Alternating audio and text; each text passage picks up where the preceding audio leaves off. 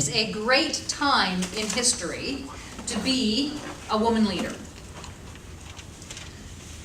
Now, it is a good news, bad news story. The good news is that there are more women in leadership roles than there ever have been before.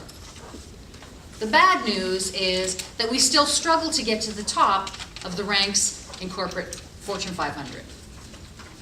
The good news is that we have come a very, very long way when it comes to smashing the glass ceiling and closing the wage gap. The bad news is that as far as we've come, we still have a long way to go. And the good news is that there is plenty of opportunity out there for everybody. The bad news is that women are judged very differently than we are compared to our male counterparts.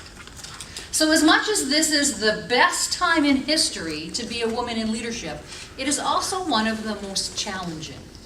Because what we want is so close that we can taste it. And yet it still seems so far away.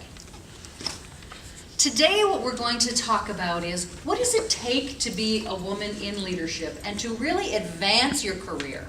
So if being a woman in the corporate environment or in any kind of association or organization, if your desire is to reach the higher leadership ranks, then you're in the right place at the right time. Because I'm going to show you what exactly it is that you need to do as far as the research is concerned that says how you can get promoted. So if you're looking to get promoted, tonight's going to help you get there. The first thing I want to say, though, is that you, women in the room, are rubies. Did you know that? You are a ruby. Now, why are you a ruby? And why did I call the book The Ruby Report, and why is the study called The Ruby Report? Well, let me tell you something about rubies. Rubies, when you compare quality and size between a ruby and a diamond, we think a diamond is the most valuable stone that there is, and we would imagine that the diamond would be far more valuable than the ruby. But that, in fact, is not the case. When you compare two gems of the same size and quality, a ruby is far more valuable.